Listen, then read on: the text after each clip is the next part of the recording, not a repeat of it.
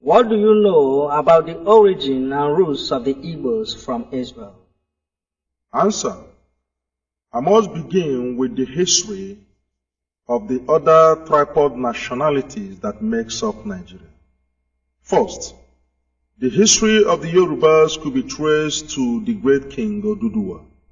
Oduduwa was the founder of Ile-Ife, who begot the entire Yoruba nation. The Oni of Ife sits on that throne till date. The second in this order is the Fulani of Nigeria, known as the warriors and shepherds. The Fulani could trace their ancestry to a man known as Shehu Usman Danfodio. Danfodio has 7 sons who begot the 7 core northern states. The Igbos must listen carefully in order for us to trace our ancestry from where it comes. In the words of Marcus Garvey, a famous philosopher, he said that any man without the knowledge of his history and roots is like a tree without the necessary taproot. And so it is that the origin and roots of the Igbos could be traced to Israel, home of Jacob. Jacob was the father of Israel, who had 12 sons, namely Reuben and Simeon, Levi and Judah, Dan and Naphtali, Gad and Asher, Issachar and Zebulun, Joseph and Benjamin, written in Genesis chapter 29, verses 30. The 12 sons of Jacob later became the forebearers of the 12 tribes of Israel. Gad in this order was the 7th son of Jacob, who has 7 sons, namely Ziphon and Hagi, Shuni and Isbon, Eri, Arodi, and Areh. Go to Genesis chapter 46, verses 16. Eri, together with his 2 younger brothers, Arodi and Aleri, later became the 3 ancestors of the Igbos. Another question, sir. Can you explain why the 3 ancestors of the Igbos migrated to this place known as Eastern Nigeria, and in what year? Yes, I can explain. Sometime in the Middle Eastern countries, famine struck for about 7 years, and the surrounding neighboring countries were forced by hunger to sojourn in Egypt. And so Jacob and his families and relations were forced to stay in Egypt. But before this, one of the sons of Jacob, known as Joseph, had been sold to slavery in Egypt by some of his brothers. Joseph later rose to be the governor general of Egypt under a certain king known as Pharaoh. Jacob and his sons and relations who traveled to Egypt were about 70 in number. They lived happily in Egypt until they began to suffer persecution in the hands of the Egyptians. Later, Eri, the 5th son of Gad, foresaw the persecution and wickedness of the Egyptians on the Israel. He decided to live in time. He thought that a time is coming when the Israelis in Egypt will be taken as slaves. And so, Eri left with his brother Arode and Aleri, together with his half-brother who later begot the sons and people known today as the Ijaw nation. A lot of people from the tribes of the Edomites also followed in this journey. The Edomites that followed Eri today later begot the present Edo people of Nigeria. They made their journey through Ethiopia and Sudan and landed in Aguleri around the year 1305 BC. Aguleri is the first ancestral home of the Igbos. Another question, sir. What are the evidences that Eri and his companions first settled in Aguleri, the first ancestral home of the Igbos? The evidences that Eri and his brothers settled in Aguleri are many. There is a house in Aguleri today built by Eri known as Obugad. That house today is a temple and the house of Eri himself. It is still located in Aguleri, known purely today as a tourist center. There is also a Trinity tree at the burial place of Eri. These trees are three, but strongly united by a single taproot. You can see them in Aguleri till date. Eri was a religious man, very strong and resourceful. He lived with his brothers so closely until they developed one culture and language identity for his descendants to come. This generation was later known today as Ndi-Igbo. Later, his brother Arode and Areli dispersed to different settlements, making up the various towns of Igbo today. Eri and his companions were not dark in complexion. It is because of the hot climate here that changed their color to the present dark brown. Another question, sir. Can you point to us, sir, some of the descendants of Eri today? Answer. Eri, the first father of the Igbos, has about 5 sons, namely Agolo. Agolo was the ancestor of the people known today as Aguleri. The second son of Eri he named Ata. His descendants could be seen in the present Ata kingdoms of Igala in Kogi State. The third he named Oba, while the fourth he named Hebrew, in remembrance of his origin from Hebrew. The last of his sons, known as Menri, who begot the present Nri kingdom. The Igbos came to be known from the word Hebrew, the name of the first son of Eri. Eri loved his first son so dear that the name Igbo today came from the corruption of the word Hebrew, which is the name of the first son of Eri. The first son of Eri was very fiery and highly spiritual, that he was the greatest in the love of roots and herbs, which he uses for spiritual and magical purposes. His descendants today include Igbo Etiti, Igbo Adagbe, Igbo Eze, etc., what you can know today commonly as the Nsukka people of Nigeria. They fell into the states of Anambra and Enugu under state creation. Till date, the people of Nsukka are hugely feared because of their knowledge of roots and herbs for religious and spiritual purposes. Other descendants of Eri in the present Igbos includes Nsukka, Enugu, Oka, Onisha and Nnewi, Ila, Abo, Wale, Ogwashuku, Ibuzo, Asaba, Eziago, Neni, Adazi, Oko, Oreri, Nri, Mpo, Okija, Nando, Nnokwa, Achara. They later made up what you know in the Anambra state of old up to Delta, Kogi, and Enugu. It should be of note that some people of Ibagwa of Nsukka may have had their way through where you know today as Nkano, especially in Nike. That is the reason today the Nkano people sees the Nike as the eldest, known as Ndi-Igbo. Till date, in every gathering of the Nkano people, the tradition of kola breaking must be presented to a Nike man. Another question, sir. How old was Eri when he died? And how do the Igbos remember Eri till date? Eri, the first ancestor of the Igbos, died at the age of 140 years. He was buried at Obugad in Aguleri. Obugad could be located till date, that it serves as a tourist place for the Israelites. The native people of Aguleri remember their grandfather Eri so dear. They perform annually a traditional feast in remembrance of the return of Eri. The Igbos, while describing a very long time ago, used to say Mberi or Erimbe, meaning long time ago. Aguleri is the ancient Edo kingdom, narrated in some of our Igbo folk tales of old. Another question, sir. How true is it that Eri was a man of wealth and means? Answer. Eri was wealthy and resourceful, almost like his great-grandfather Abraham. The wealthiness of Eri could be seen today in his descendants, that the Anambra people of Nigeria was home to the wealthiest citizens in Nigeria and beyond. Sir Louis Odumegwu Ojukwu was the first African to be a millionaire. Another question, sir. Can you also tell us something about Arode, the younger brother to Eri, and where can we locate his descendants? Answer. Arode was the immediate younger brother to Eri, as recorded in Genesis chapter 46, verses 16.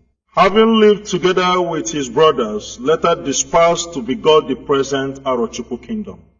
Arode was as industrious as ever and naturally blessed with the gifts of arts and craft.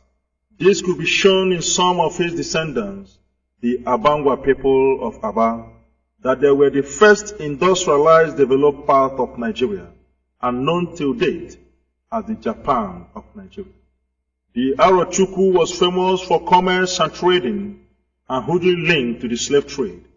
His descendants include Nembe, Ngwa, Abakiliki, Ogoni, Afikpo, Aro Ekotekpene of Akwa Ibom, Aro Echie in River State, Aro Ndi-Igbo in Imo State.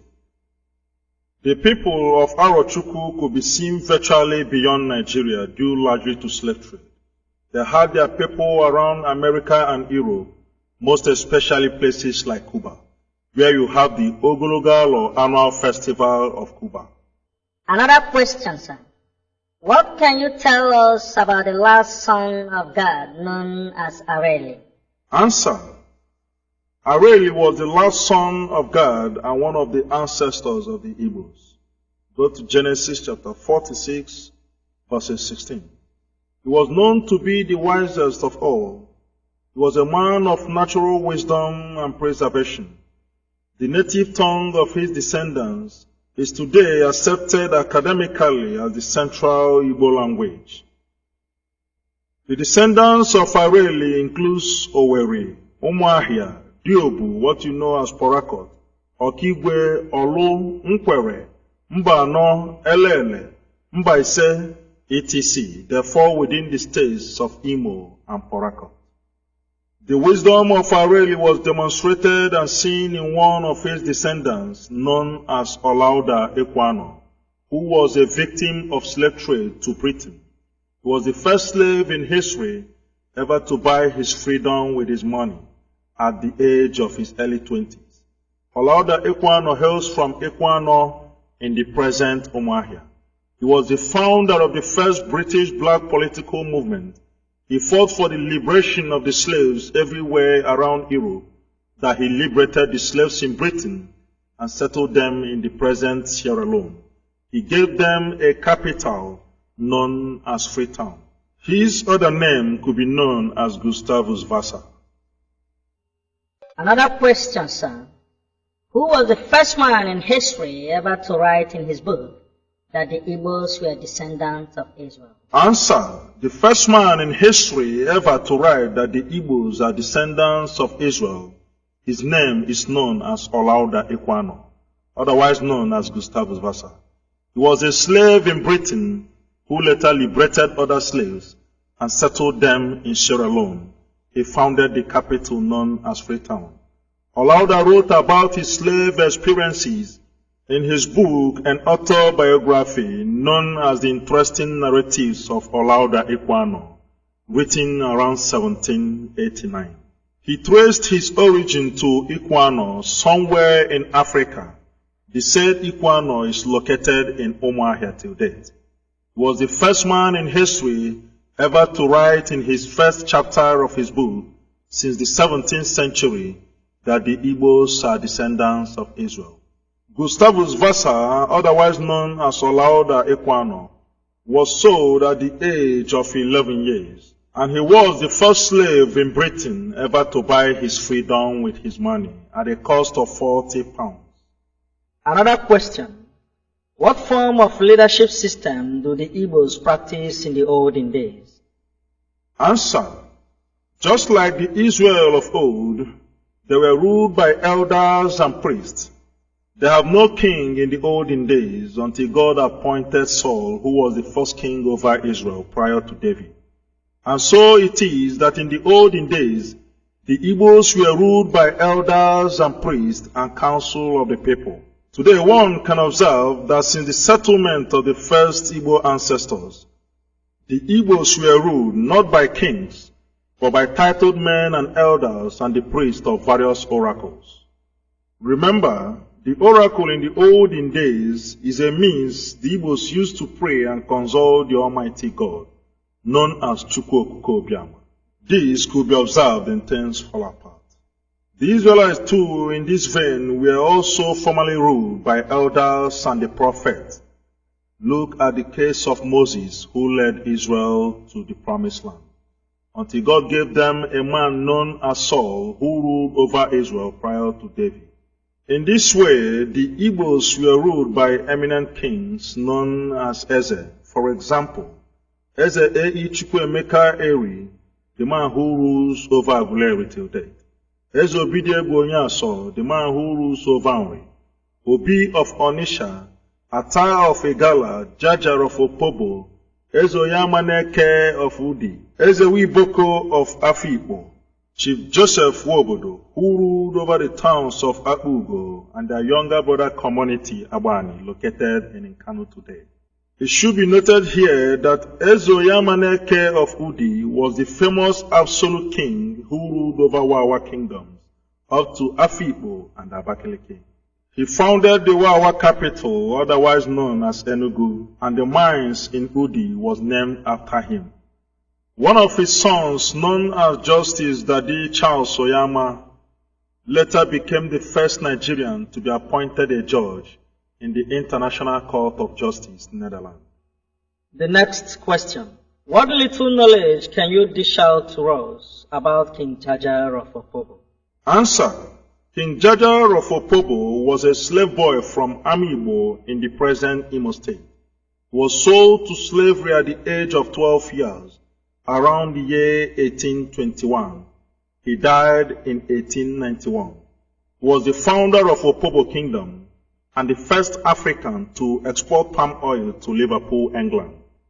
His native village was Umuduroha in Ama-Igbo. He fought against the colonial rule and thus was killed in the process in the year 1891. Another question, sir. How peaceful was our native society, the Igbos, prior to the arrival of the European powers around the 14th to the 19th century?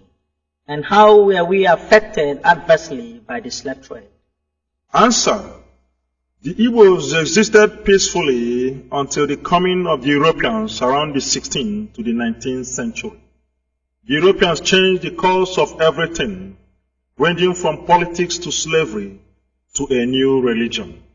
And so it was that the slavery which occurred in Nigeria around the 15th to the 19th century claimed more than 1.7 million Igbo Jews, ranging from Calabar slave depot to the place we know today as Badagry. Slaves from many tribes in Nigeria were sold to the waiting hands of the Portuguese slave merchants, who exported them to Europe and America. An unsuspecting innocent victim was taken forcefully against his will and shipped to either Calabar or Badagry, the land of no return, wherein the journey begins heading to western destinations. The slaves of Igbo origin were the hottest in demand anywhere in Nigeria, especially Calabar and Badagry, that the Europeans have to ascertain the nativity of his would-be victim with a question to the local merchants, Oyibo, meaning, is he, she, a slave of Igbo origin? They quickly pay in high price for the Igbo slaves, and in this way, the traders came to be referring to the white men as Oyibo people. because of that very question at Badagry and Calabar slave depot. All over Africa, the white men came to be known today as Oyibo, while the Igbos called them Ndi-Igbo. Another question, sir. Can you point to one or two families or nations in the world where the Igbos were sold as slaves? Answer. The Igbos were virtually sold to all the nations of Europe and America as slaves because of their brilliance and strength. This high crave and demand for slaves of Igbo origin might have been how the grandfathers of Martin Luther Jr., Michael Jackson and Winfrey Oprah were sold to America as slaves. Also, the people of Haiti home to Wycliffe Jean could also trace their roots through the slave trade to the Igbo extraction. They had the same culture and tradition with the Igbos that they attend to their visitors first with kola nut and prayers, just like the Igbos do till date. The woman you know in America as Oprah Winfrey is the richest black woman on earth, believed to have hailed from Liberia. Remember, Liberians were made up of hugely slaves deported from America into a place known as Liberated Area, otherwise called Liberia today. The name Oprah, as pronounced by Americans today after the woman known as Winfrey Oprah, is also a name among the Igbos pronounced Opara or Opara, meaning the first son of a family. Remember, Winfrey Oprah is the world's richest black woman. There was a time in history when the slaves of Igbo origin in America gathered to drown themselves in a sea known today as Igbo Landing in America. Another question, sir. How has the coming of European powers affected Nigeria as a nation? Answer. The coming to Nigeria of the Portuguese slave masters has altered a lot of things for our dear country Nigeria. For example, Nigeria's largest city known as Lagos was formerly called as Eko, but was named Lagos in the year 1472 by Ruiz de Sequeira, a Portuguese slave merchant. Lagos is also the name of the oldest slave city in the world, known as Lagos City of Portugal, which have existed more than 2,000 years.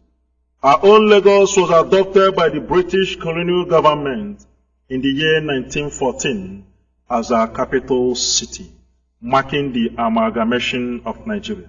Lagos, otherwise known as Center of Excellence, has since existed as the capital of Nigeria until 1991, when our loving and able President, General Ibrahim Badamasi Babangida, moved the capital from Lagos to Abuja. The colonial powers ushered in a new government with all intent and purposes to exploit Africa. Remember, the Europeans divided Africans among themselves in the Berlin Conference of 1885. In this conference, West Africa as a whole was handed over and given to Britain as our own share and property in the world. Our dear country Nigeria falls under this piece of cake for British exploit till date.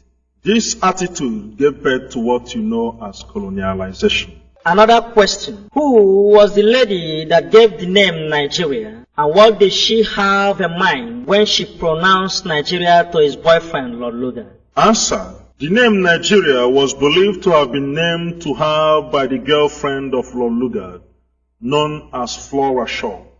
The Nigerian people till date erroneously holds the belief that the name was gotten from the Niger River, but it is false. Actually, nigger as a word was used by Flora Shaw upon her visit to Lord Lugard, the Governor General of Nigeria. I must bring to you that nigger is an European way of showing disgust or ridicule to blacks, which to them could otherwise mean monkey or blacks. And so it was that around 1960 to 1963, our eminent fathers, such as Dr. Nnamdi Azikiwe, Obafemi Awolowo, Tafa Balewa, and a host of others, stood their ground and fought for the independence of our dear country, Nigeria. Again, sir, as a historian, how do you think Nigeria's independence then affected the Igbo people, otherwise known as Jews? Answer. The independence of Nigeria, which was later followed by a lot of crises, had affected the Igbos adversely. There was crisis between the political and military ranks. This ushered in a military coup led by Major Kaduna Chukwuma Zobo. This blood-sucking coup later led to the emergence of a counter-coup led by the northern military ranks against Ironsi and the Igbos. Gowon later emerged as the nation's new military leader, and under his own clear eyes there was pogrom against the Igbos, which cost more than 45,000 lives. This ill-fated crisis led to a revolt and misunderstanding between the then federal government leader Gowon and the leader of the eastern region known as Odumegwu, and so the war ensued. The Nigerian Civil War, otherwise known as the Biafran War, led to the loss of life of the Igbos in a number of 2, if not 3 million Igbos, mostly women and children who died from starvation and hunger. I must say that the defeat of the Biafrans is an European way of total defeat against the Africans. This could be seen in the publication of a British journalist by name Richard West, who once said, after looking at the Biafran spirit of the war, that the defeat of the Biafrans is inevitably the defeat to the Africans' independence by the Europeans. Another question. What do you know about the origin of the name Biafra? Answer. The name Biafra was traced to a Portuguese early explorer who had come around the rivers of Ogoni known as Bight of Biafra. His name is Joao de Biafra. The word Biafra was first pronounced by Chief Frank Opubo. He hails from Ijo. Odumegwu Ojukwu later adopted that name after his new nation between 1967 to 1970. Going back to Israel again, sir, what can you say about the life of the Igbos and the Jews? Answer. The Jews, otherwise known as Israel, have a lot of things in common with the Igbos. Till date, the name Ada is a name among the women of Israel. It is also a name among the Igbo people till date. Ada is recorded in Genesis chapter 4, verses 19 to 20. The Igbos pronounce Yahweh in every Igbo gathering, especially of elders. Yahweh is pronounced Yah for short. Remember, Yahweh is the name to Jewish God who led the Israel out of Egypt to the promised land.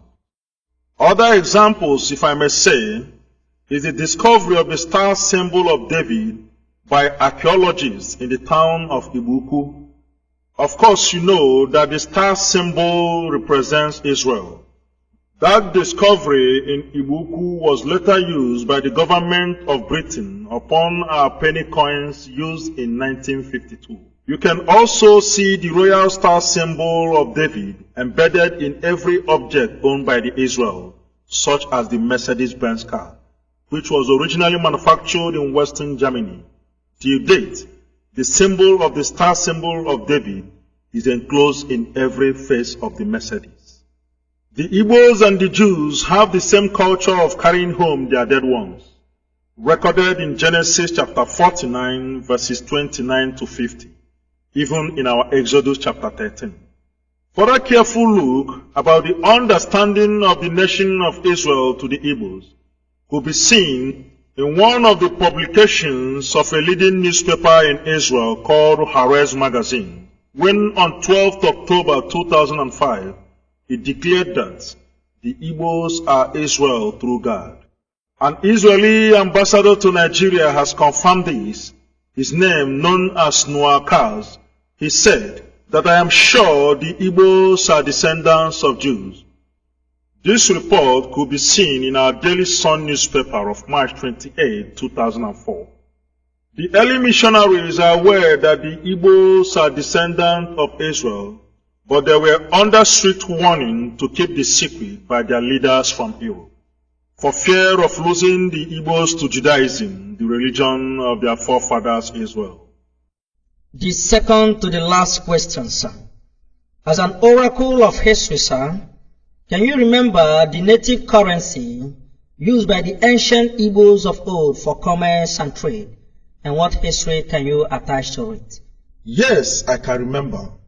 The native money used by the Igbos of old was known as Ego Ayoro, or what you can know as cowries. Cowries, otherwise known as Ego Ayoro, was gotten in quantity in a community known as Okpogo. Okpogo is a community located in the present Eziagu. Later, all over Igbos, cowries known as Ego Ayoro later came to be known as Okpogo till date, after Okpogo community in Eziagu. The last question, sir. Do you think that apart from the slavery of Africans to Europe, that there are no such thing as slavery today? Answer. Apart from the slavery of Africans to Europe of old, I also think that today slavery has just begun. What we have today is official and political slavery within the continent of Africa. All over Africa, if I may say, there is official and political corruption. This could be seen among our leaders. In our own case, the Nigerians, we see the failure of every system, ranging from our educational system to the failure or inadequacy of power. Even our hospitals, a lot of things to be mentioned. Only the privileged few in Nigeria are rich because they soiled their hands in the wealth of many. Sanusi Lamido Sanusi, the governor of Nigeria's Apex Bank, once said that Nigeria loses more than 25% of her annual budget as the cost of the running of our legislative chambers. What then is left for the poor? There is monumental and heavy looting of the resources of the people, ranging from the local government system up to the federal. The poor are only left to perish and languish. And this has given cause to what you know today as violence and robbery. The failure of Nigerian government to recognize the importance of education in northern Nigeria may have given rise to terrorism of our youth, what you know today as Boko Haram. Why not give us a better education instead of going to Ghana for our universities, even in Europe? Why not give us electricity so that we can develop our industries? Why not give us healthcare system so that our people will stop? Why not give us agriculture and infrastructure so that there will be a better life for our people? Unless the government of Nigeria wakes up to its true meaning and leadership.